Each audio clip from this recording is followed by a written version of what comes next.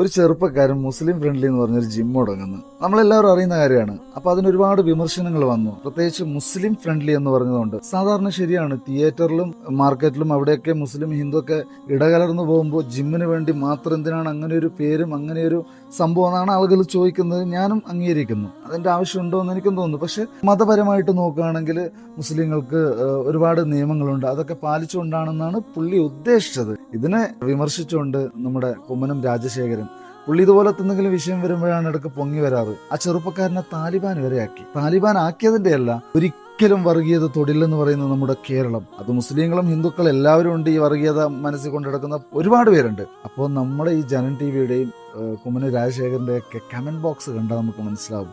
അതിൽ പറയാണ്, മീശയില്ലാതെ നിന്റെ ഈ താടി കണ്ടറിയാം നീ താലിബാനാണോ അല്ലയോ എന്നുള്ളത്. അങ്ങനെയാണെങ്കിൽ ഞാൻ ഒരു കാര്യം ചോദിക്കട്ടെ, ഹനുമാൻ സ്വാമി എന്താ താലിബാനാ? അല്ല ISI?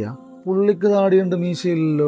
നിങ്ങൾ അങ്ങനെ പറയില്ലേ? ഒരു മനുഷ്യന്റെ കോലം നോക്കിയിട്ട് വിലയിരുത്തുന്ന കാലമൊക്കെ പണ്ടൊക്കെ നമ്മൾ മുടിയും താടിയും വെച്ച് പോയ കഞ്ചാവെന്ന് പറഞ്ഞിരുന്ന കാലമുണ്ട്. അതൊക്കെ മാറി മക്കളെ. ഒരുത്തന്റെ വേഷം നോക്കിയിട്ട് താലിബാനാണെന്നും മറ്റേതാണെന്നൊന്നും പറയല്ലേ. അങ്ങനെയാണെങ്കിൽ കുറിയൊട്ടവന്മാരെല്ലാം എന്താടാ, തീവ്രവാദികളാ, സംഘികളാ, വർഗീയവാദികളാ? ഞാനൊന്നും ഇതുവരെ ആരും പറഞ്ഞിട്ടില്ല. നമ്മുടെയൊക്കെ കൂടെ വരുന്ന കൂട്ടുകാരൊക്കെ കുറിയും തൊട്ട് എപ്പോഴും കൂടെ ഉണ്ടാവും.